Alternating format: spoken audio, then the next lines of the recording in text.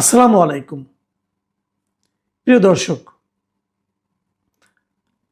আমরা জানি যে আওয়ামী লীগের শাসন আমলে আওয়ামী লীগ যে ১৭ বছর দেশ শাসন করেছিল একটানা, সেই সময় তারা বিএনপির বিভিন্ন নেতাকর্মী এবং আরও অনেকের বিরুদ্ধে, বিরোধী দলীয় অনেকের বিরুদ্ধেই অনেক একের পর এক মিথ্যা মামলা দিয়েছে। রাজনৈতিক মামলা যেগুলোকে বলা হয়, অথবা হয়রানিমূলক মামলা বলা হয়, এরকম হাজার হাজার মামলা দিয়েছে।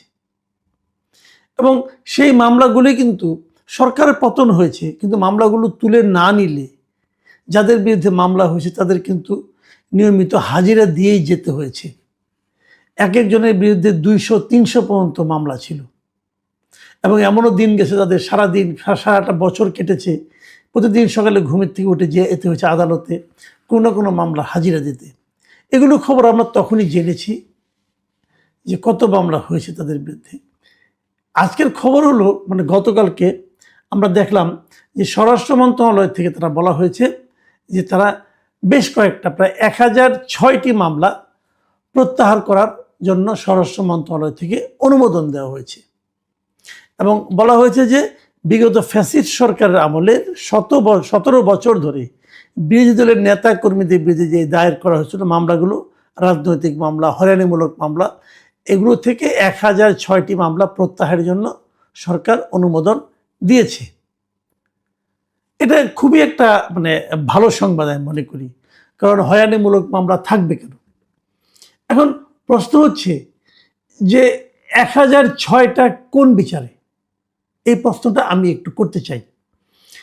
১০০৬টিই কেন?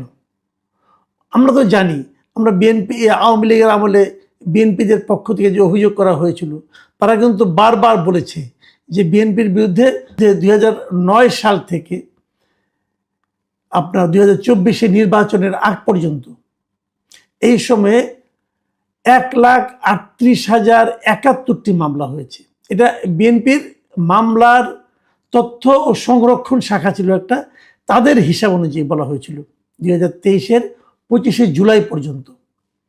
এই সময়ের মধ্যে বিএনপি এবং এর অঙ্গ সহযোগী সংগঠনের নেতাকর্মীর বিরুদ্ধে এরকম ১,৩৮,০৭১টি মামলা করা হয়েছিল। এবং এসব মামলার মোট আসামির সংখ্যা ছিল ৪০ লাখের উপরে। এই হিসাবটা নিয়ে আবার অনেকে কনফিউশন তৈরি করার চেষ্টা করেছে, বাট হিসাবটা খুব সহজ। যেমন একজন লোকের বিরুদ্ধে ৩০০ মামলা, তো সে কিন্তু ৪০ লাখ আসামির মধ্যে সে কিন্তু ৩০০ আসামি সে একাই, তো এরকম হয়। এবং এর মধ্যে কেবল ঢাকা মহানগরের মামলার সংখ্যা ছিল ১৭,৫৮৩টি, অনেক মামলা। তো যদি ঢাকা মহানগরেই ১৭,০০০ মামলা হয় এবং সারা দেশে ১,৩৮,০০০ হয়, তাহলে মাত্র ১০০৬টি মামলা আপনি প্রত্যাহার করতেছেন। এই ১০০৬টি আপনারা কিভাবে নির্বাচন করলেন? আশা করি আপনারা ঠিকভাবেই নির্বাচন করেছেন, কিন্তু তারপরেও একটু শঙ্কা থেকে যায় নির্বাচন প্রক্রিয়াটা কি, এটা একটু জানা দরকার। মাত্র এই সরকার দায়িত্ব নিয়েছে মাত্র কয়েকদিন, এক সপ্তাহ এখনো হয়নি। এর মধ্যে ১০০৬টা আপনারা কিভাবে, কোন প্রক্রিয়ায় করলেন, এটা একটু জানা দরকার। এবং তারা কি সবাই বিএনপির?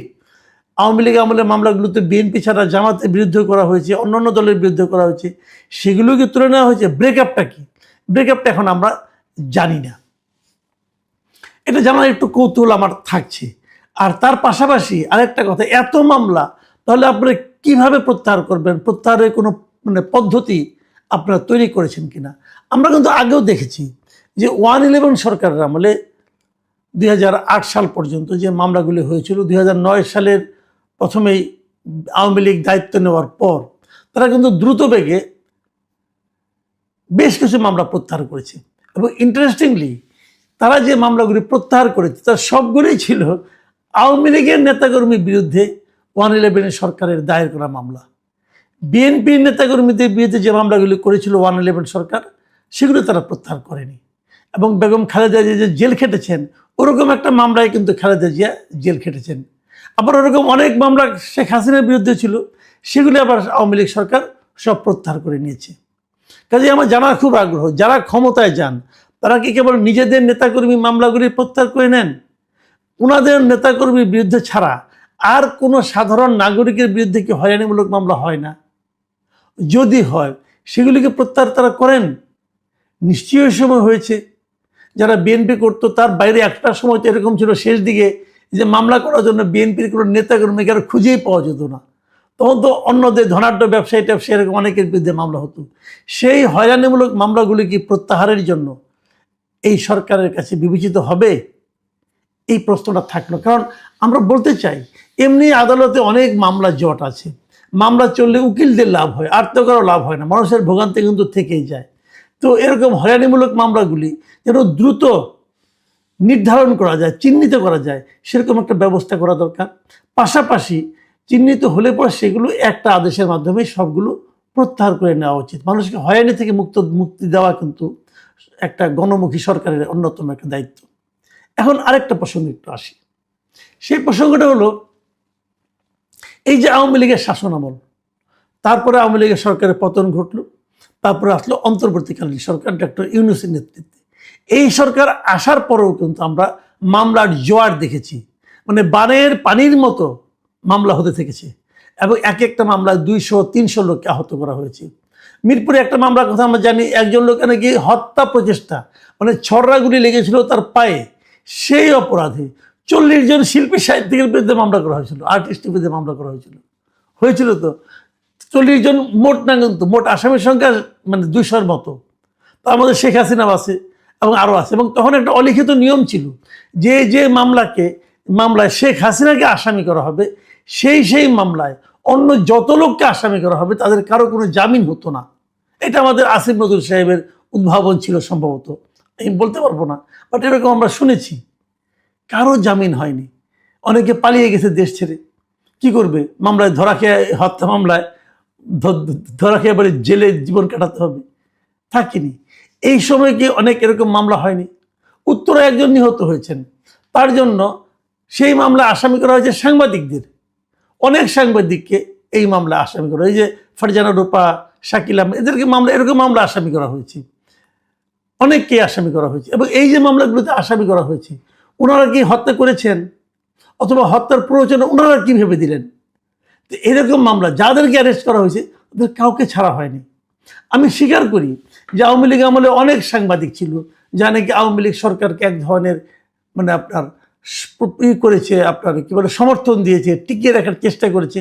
এর জন্য একটা অপরাধ হতে পারে, যদি কোনো অপরাধ হয় সেই অপরাধে মামলা করেন, কিন্তু তাদের বিরুদ্ধে হত্যা মামলা দিয়ে আপনাদেরকে আটকে রাখা, এটা কি এক ধরনের হয়রানিমূলক মামলা নয়? এই মামলাগুলিকে প্রত্যাহার করা উচিত না? আবার ধরুন আনিস আলমগীর কথা ধরেন, আমাদের বন্ধু আনিস আলমগীর, সহকর্মী আনিস আলমগীর, মঞ্জুর আলম পান্না, ওনাদের বিরুদ্ধে, এরা তো সাংবাদিক, ওনাদের বিরুদ্ধে কি হয়েছে? সন্ত্রাস বিরোধী আইনে মামলা হয়েছে। মঞ্জুর আলম পান্না বাইরে বেরিয়ে এসেছেন, মামলা কিন্তু শেষ হয় নাই, উনি জামিনে বেরিয়ে এসেছেন, তার মানে ওনাকে যে কিন্তু কোর্টে হাজিরা দিতে হচ্ছে। এটা কি মিথ্যা মামলা নয়? এটা কি হয়রানিমূলক মামলা নয়?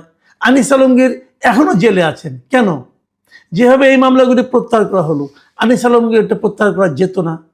আনিস আলমগীর কোনো পলিটিক্যাল লোক? আনিস আলমগীরকে ডক্টর ইউনূস সরকার, আমি তো মনে করি ডক্টর ইউনূস নিজে ব্যক্তিগতভাবে তার প্রতি রোষান্বিত হয়ে তাকে হয়রানিমূলক মামলা আটকে জেলে ঢুকিয়ে দিয়েছেন, এটা আমার ধারণা। তো তার মামলাটা কেন থাকবে? তার মামলাটাকে প্রত্যাহার করা যেত না? এটা তো টাটকা মামলা, নাকি এখন পরে মামলা হয়েছে পরে করবো? উনি তো জেলে আছেন, জেল থেকে বের করে দেন, তাও তো দিচ্ছেন না আপনারা। তাহলে আপনারা কিভাবে এক ধরনের বৈষম্যমূলক আচরণের থেকে বাইরে থাকতে পারলেন? আমার মনে পড়ে কয়েকদিন আগে প্রধানমন্ত্রী তারেক রহমান একটা কথা বলেছিলেন ওনার প্রথম ভাষণে জাতির উদ্দেশ্যে, যে যারা তাকে ভোট, তাদের এই সরকারটা হবে যারা তাদেরকে ভোট দিয়েছে, যারা তাদেরকে ভোট দেয় নাই এবং যারা ভোট দিতেও যায় নাই, তাদের সবার সরকার। কিন্তু মামলা প্রত্যাহারের সময় তো কেবল বিএনপির নাম দাম, তো অন্য যারা আছে যাদের বিরুদ্ধে মামলা হয়েছে তাদের সরকার তো আপনি, তাদের মামলাগুলি প্রত্যাহার করছেন না কেন? আনিস আলমগীরকে মুক্তি দিচ্ছেন না কেন? পান্নার বিরুদ্ধে মামলা প্রত্যাহার করে নিচ্ছেন না কেন? আবু আলম শহীদ খানের কথা বলছি, হাফিজুর রহমান কার্জনের কথা বলছি, ওনাদের বিরুদ্ধে মামলাগুলি প্রত্যাহার করে নিচ্ছেন না কেন? ওনাদের কি অপরাধ ছিল? এই বিষয়গুলো কিন্তু মানুষ প্রশ্ন তুলবে। আমার কথা